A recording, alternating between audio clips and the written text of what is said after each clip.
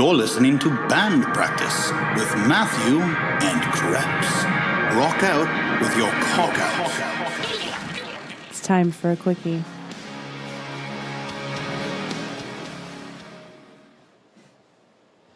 And we're here for the election fallout.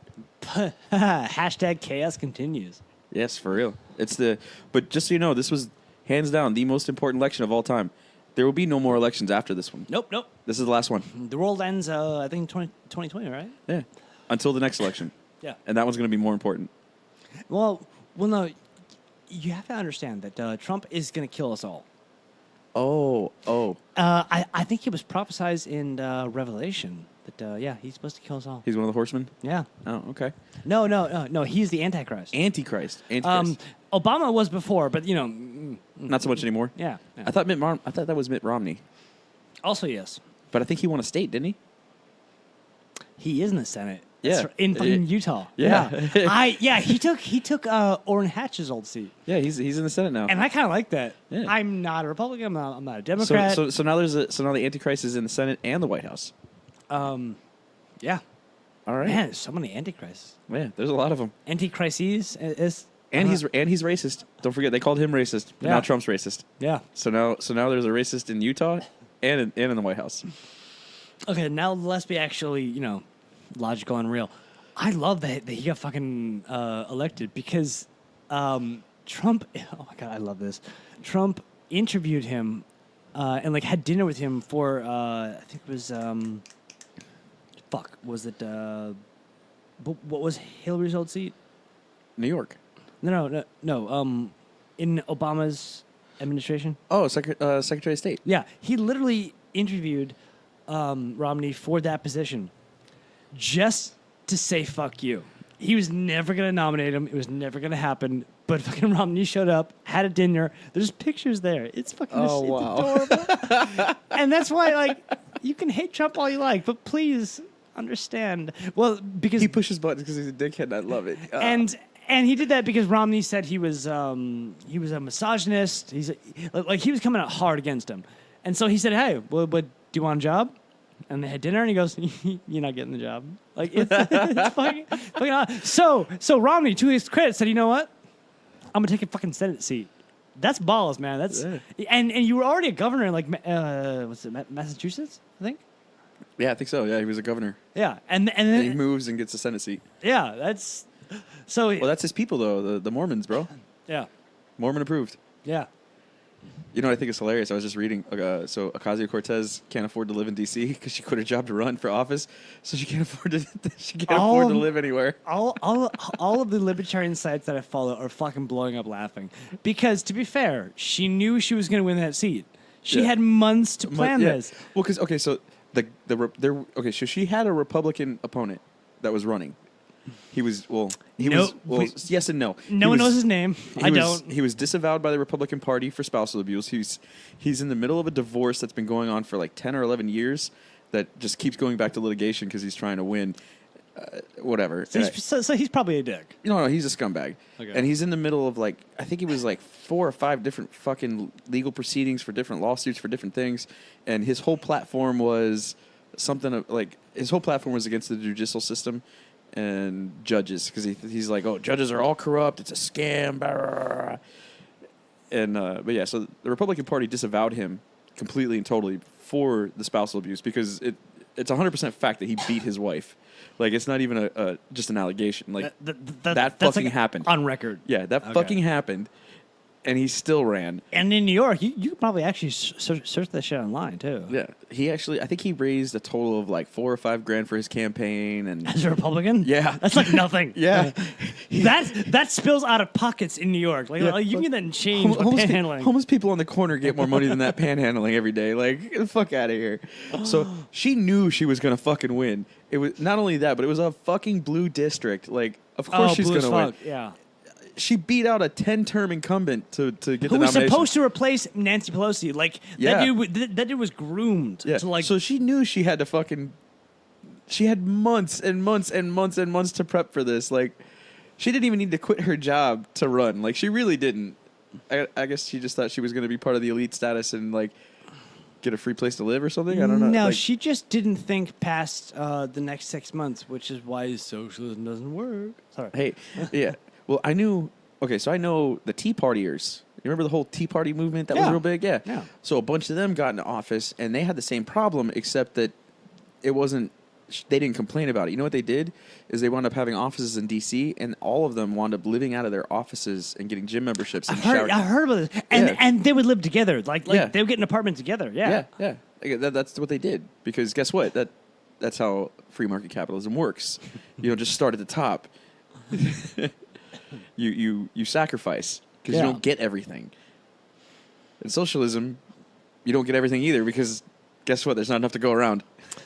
she'll probably start like a fucking GoFundMe, and she'll be fine. She'll figure it out. Did you? Oh, it's so funny. She did a thing, an interview with somebody, and they were asking her about like, oh, expanded Medicare for everyone, and this and that, and the free college, and this and that. How are we going to pay for it? And she's like, oh, we're just going to pay for it.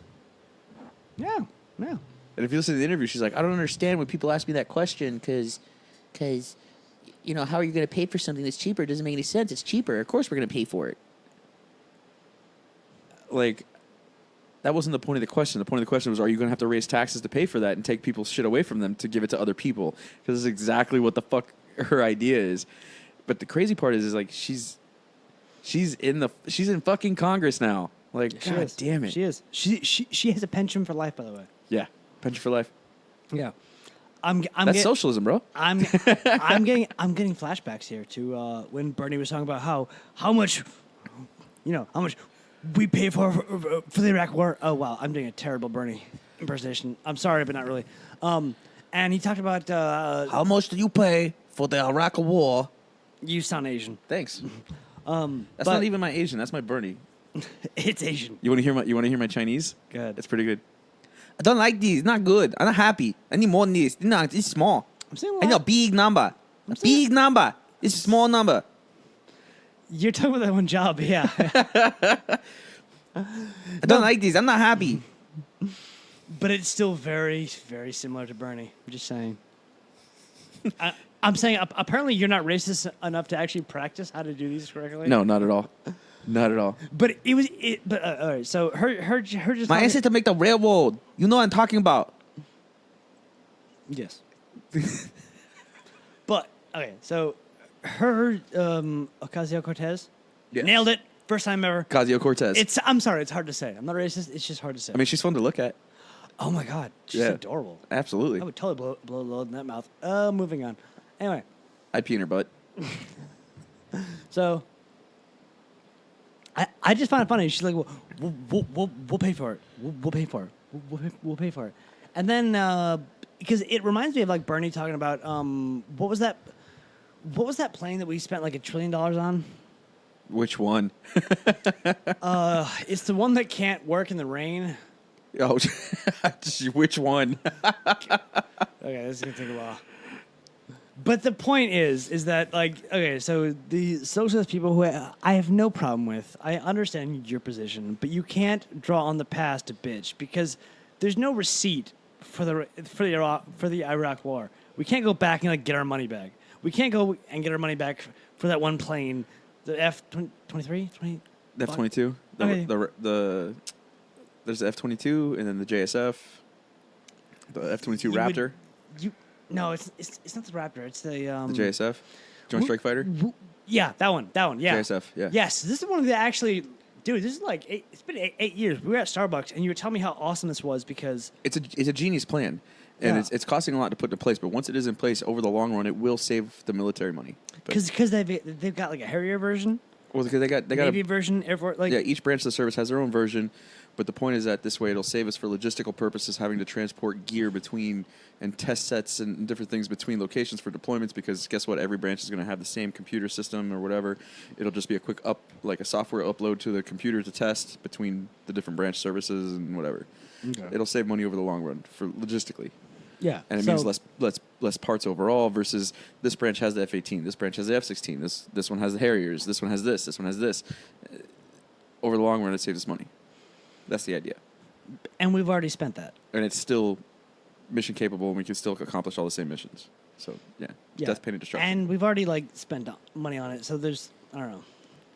I have a problem when socialists bitch about expenditures on that because we've already spent the money, so we may as well just follow through because we're not getting it back. Boeing is not giving us our money back. The whole socialist argument bothers me because they're like, oh, we spent this much money on the Iraq War. We spent this much money. I'm like, yeah, maybe we should stop spending money. That one bad decision is not an excuse for a fucking another one. God damn it. Like, fuck.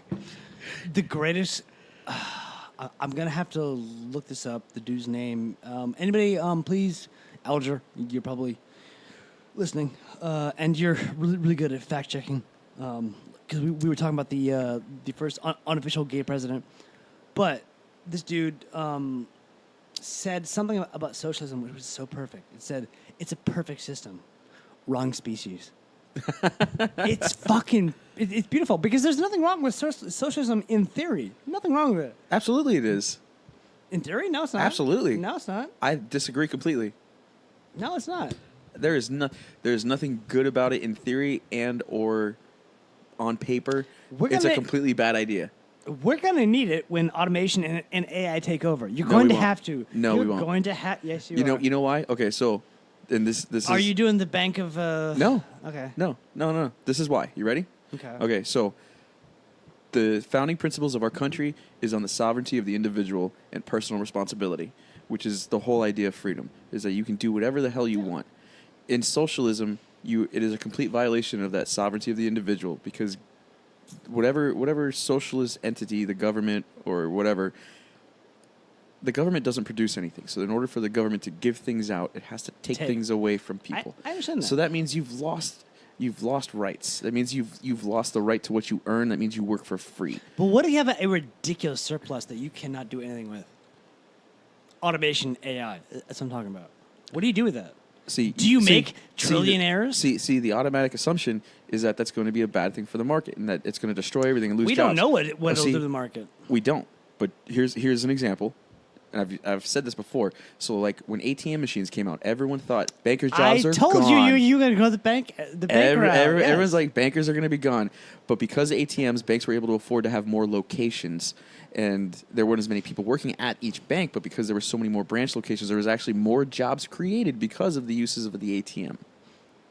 Yes, but we've never actually experienced functional general AI and the reduction. I'm sorry, the loss of 60% of the workforce by 2025.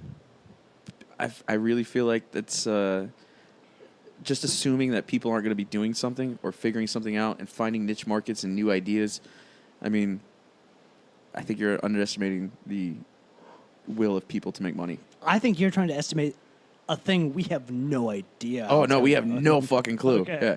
Yeah, I mean, when we get to that point or when we get closer to that point, I think maybe we do need to look at a standard income for everyone, but we shouldn't just assume that that's the right way to go. And it needs to be looked at very fucking critically from all aspects. And I don't want to lose people. So if anybody who's listening to our podcast and we're kind of losing you, do me a favor. Do us all a favor. Go to YouTube and Google Sam Harris AI. And then you'll understand where we're coming from here because, yeah. I mean, we might be accidentally creating a god.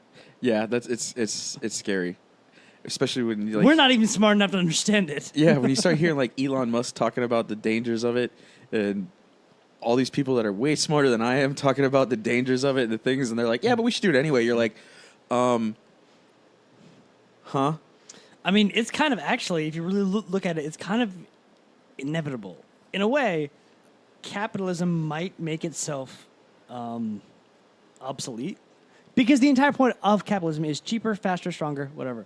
But if you make cheap nothing, meaning it's almost free to make, who do you sell to? And who's working it? Because you make it immediately and instantly. What do you do then? I don't know, man.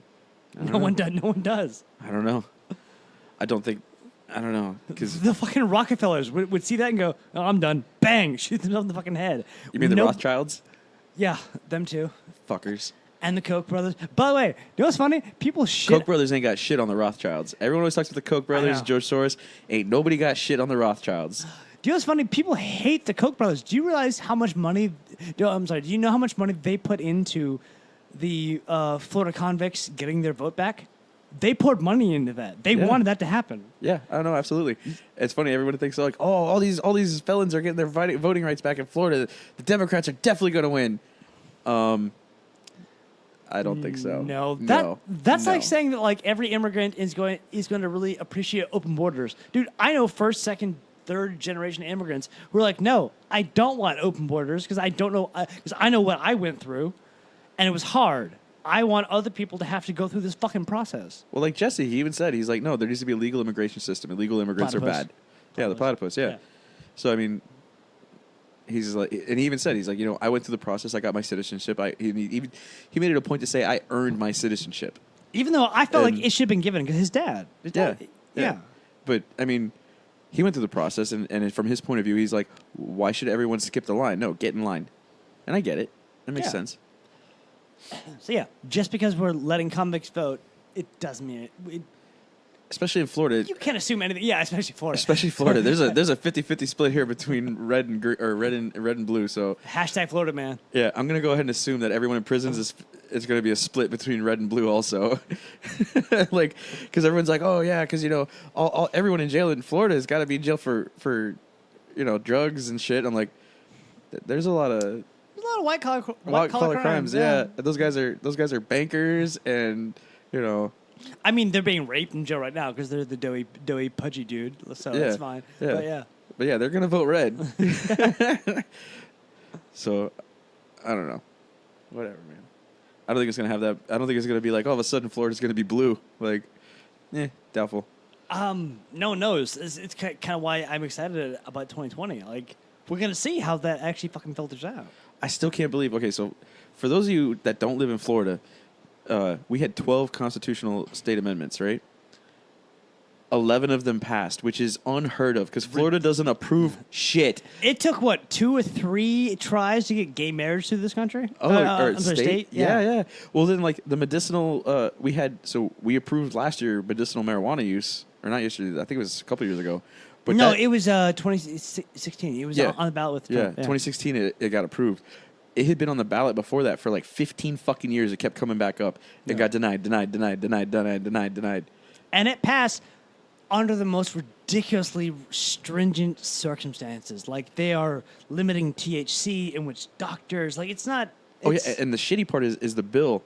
The bill itself limits it so that there's only 4 or 5 farms in the state that is allowed to grow, and that's the only production they're allowed to sell in the state. And the farms were predetermined in the bill, so you can't even apply to be a supplier. It's done. Yeah, it's already. And Diaz Farms, decided. Of course, anyone who's local knows Diaz Farms. Diaz Farms is huge in Florida, and they got one of the deals, so they have a farm. Christ. Yeah, right. It's so dirty. Florida is like one of the most corrupt states of life. Like, holy shit. But it's also, weirdly enough, ridiculously free. Yeah. Because psilocybin mushrooms, which are illegal, they are a hallucinogenic. They are illegal in every state. But in Florida law, if you stumble upon one of these shrooms and you pocket it, the law understands that can happen sometimes. You are actually able to not be prosecuted for having the shrooms if you can prove you just stumbled upon them. Nice. I've looked it up because I love shrooms. So that's a thing. Yeah, it is. And we're the only fucking state, as far as last time I looked, only state that is actually at least that open. You know. So in Florida, you can stumble across shrooms. Yeah.